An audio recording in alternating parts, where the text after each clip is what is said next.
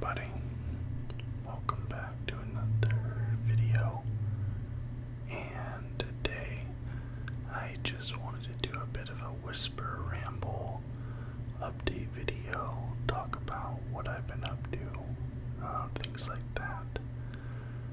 So, as most of you probably know, if you watch the uploads with any regularity, I have moved to Sydney, Australia. I lived in the Portland, Oregon area basically all of my life, and then over the last few months I've been planning this move, and then February 11th was my last day in the States. Flew into Sydney. I got here the 12th, and I am recording this on the 15th. For me, it'll be the 14th for most of you in the States, unless you're watching this at 1, 2 a.m. Eastern time or something. But yeah, and it's a big move. I've never even been here before this move. Like, I didn't come visit first and then come here. I kind of moved here sight unseen.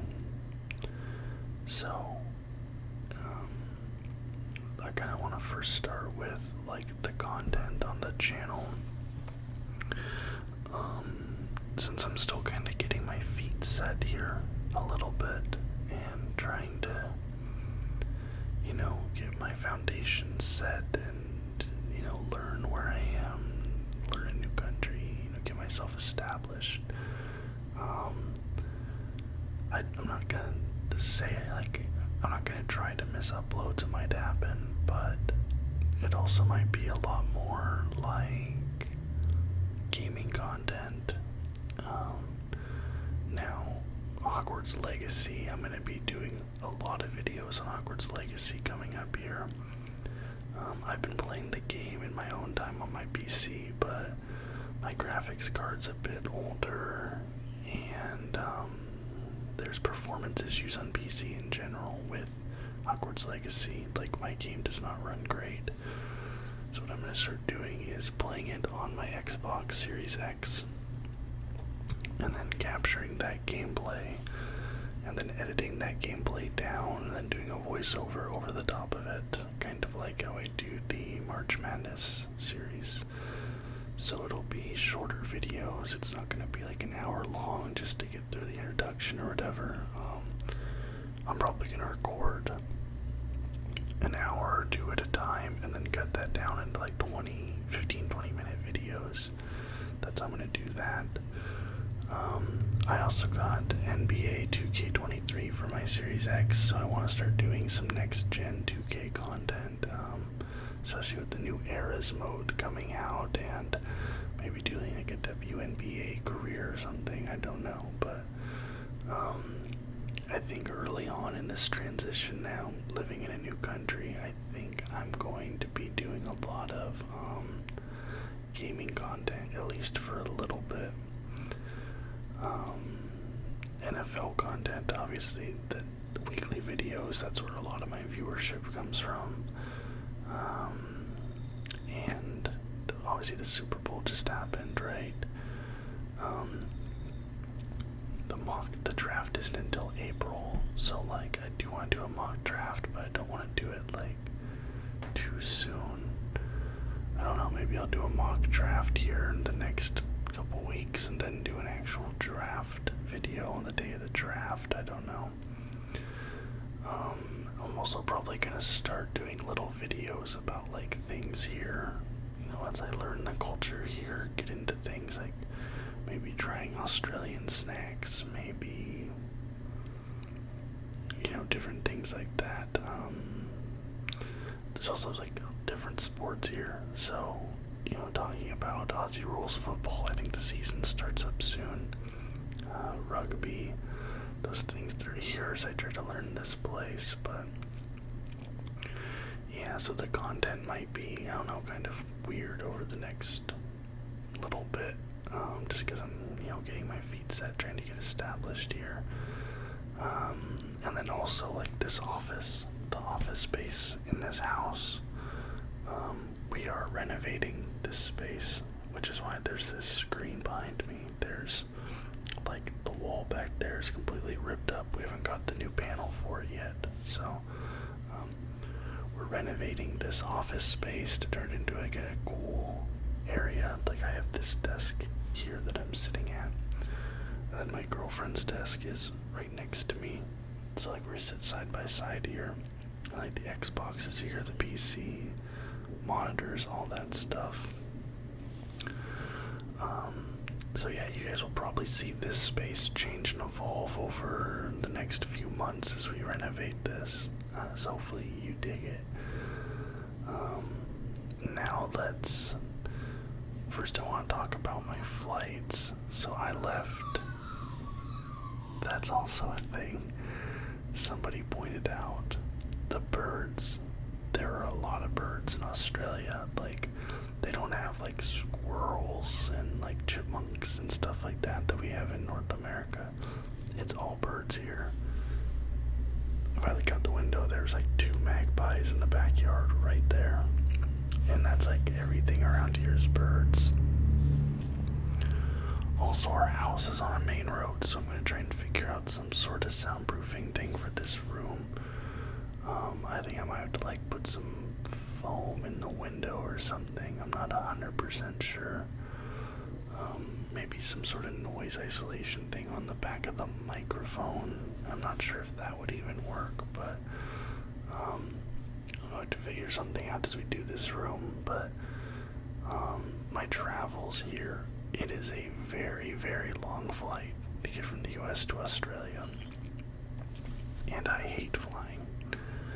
I have a deep-seated fear of flying. I really dislike heights.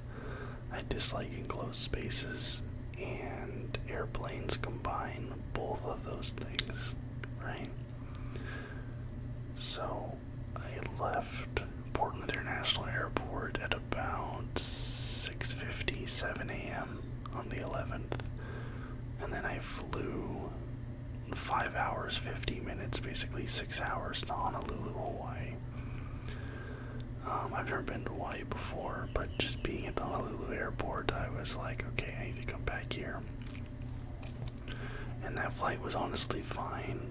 Like, it kind of eased my flying anxieties a little bit being on that plane, because the planes I took to Hawaii and then from Hawaii here to Sydney, it was a really big plane. Like it was an Airbus A330, but it had the 3 rows of seats, not just the 2 rows of seats. And my seat was actually in the middle row towards the front. I had a ton of leg room, so I was as comfortable as I could be. And on those bigger planes, you don't feel like the shifting as much.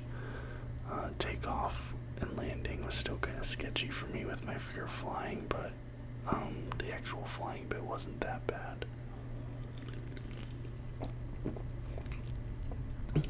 Now, like I said, that first flight was fine. It was kind of quiet. It was early in the morning, so there wasn't a lot of, stuff going on. It wasn't a full flight. Smooth ride, not very much turbulence. Get to Hawaii. We got to Hawaii a little bit late because they did not have our gate ready when we landed. So I had like 20 minutes to get from my gate to my departure gate, so I was kind of rushing a little bit. That wasn't fun. But then we get onto our plane to fly to Sydney, and we get on the plane, we get boarded fine, and then we're sitting there on the tarmac, and the pilot comes over the intercom, and he was like, there was an issue with the engine, so our maintenance crew is going to be fixing it. We'll probably be down here 30 to 45 minutes, but we're going to have them put extra fuel in the plane so we can fly a little bit faster once we get up there. Now, I have my fear and anxiety about flying and being in planes in the first place. Now you're telling me there's something wrong with the engine and they're fixing it. So I was like trying not to have a full-blown panic attack. What kind of got me through that is I was thinking like, okay, they do this sort of maintenance all the time. At least they got it here on the ground. There's like this checklist of all these FAA procedures, stuff like that. Like, it'll be like, you know, I was kind of self-soothing myself a little bit there. And the repairs took longer than they said. It took about an hour. So we get up in the air finally. And that takeoff was like tense, because the whole time I was just sitting there like on the edge of my seat. But thankfully I had a pretty cool dude sitting next to me, Australian guy flying home. He had been living in the States like the last 10 or so years. And so him and I were talking. He was talking about the States and talking about how it was different from Australia. Talking about, you know, telling me all these different places I need to go see, different things I need to do, stuff like that. He was actually a super cool dude, kind of mellowed me out a little bit, at least kept me preoccupied a bit. So then we get up there, and this weird thing kept happening that was like really making me nervous. It kept sounding like we were like flying through ice or something. It was really weird. I've been on a few flights. I'd never like heard that noise before, but it sounded like ice kept hitting the plane or something. But we were over the middle of the Pacific Ocean, like no land masses anywhere around us. So that was a little bit shocking and made me a bit nervous. But that flight had a ton of turbulence. Like, we were bouncing all over the place. And it was weird, like, because you have the map in the flight, and you can, like, kind of see where you're flying, and you can see, like, what you're going over and stuff. And I started to notice, like, every time we would fly over, like, a little island or a landmass or something, like any little island, because there's a bunch of those through the Pacific, like Fiji, you know, whatever's out there. Anytime we went over an island, it was like we hit a wall of air or something. Like, the plane would literally, like, shudder. It was really weird. I don't know if it was just, like, the wind coming up off the land or something, but, yeah. And then some lady at the back of the plane starts freaking out, like, yelling, asking for help and stuff. And, like, some of the stewardesses go back there. Flight attendants, excuse me, sorry. And, then they come over the intercom, and they ask for anybody who, like, is in the medical field to come to the back of the plane. So, like, a lady actually sitting a few seats over from me gets up, and she runs to the back of the plane. I talked to her husband. He said she was a doctor. And, so they call these people at the back of the plane. They bring all the lights up, and, we were about 2 hours from Sydney at this point, so there's not really any land masses to go. This is towards the end of the flight. It turns out that a guy towards the back of the plane was having a heart attack on the flight. Now, thankfully for him, it was 2 hours from Sydney and not like towards the beginning of the flight. We weren't in a position to make like an emergency landing somewhere else to get him to a hospital. Like, the best bet was to wait until we got to Sydney. But they got him stable. Like, he didn't die or anything. They got him, they were like rushing. They had like medication. I think they gave him like an aspirin or something, and they were like doing stuff to help him out. And then when we landed at the airport, they got him off the plane first. And when we got to the airport, they like came through, like there was like quarantine people who came through and like sprayed everything down before we were allowed to get off the plane. I'd never seen that before. I'm assuming that's just an Australia thing, but yeah, that was a long flight. That was like 11 hours, like 10 hours 45, 10 hours 50, even with the extra fuel going faster. So all in all, through 2 flights, I was in the air 17 hours, and got got in here to Sydney at about 8 p.m. By the time I got through customs, I got home by 10. So really, this is like my third full day here. Maybe my second full day.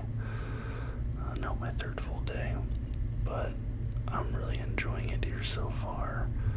I was kind of expecting more of a culture shock than I got. Like, the cultural differences between Australia and the United States do not really feel that significant so far. Maybe they just haven't hit me yet, but I've been into the city, I've been, around on the train, I've gone to the stores, besides certain brands and things being different, the names of things, a few things being different, like, it feels very similar, like I haven't felt out of place or overwhelmed. Yeah, I mean, the birds is definitely different. Also, the public transportation actually being usable. If any of you are from Portland, been to Portland, about the public transportation is there. So, like, being able to actually go down to the train station, hop on a train, and go where I want is really nice. I have, like, a little card that lets me tap in and out, and it's all just digital payments and stuff.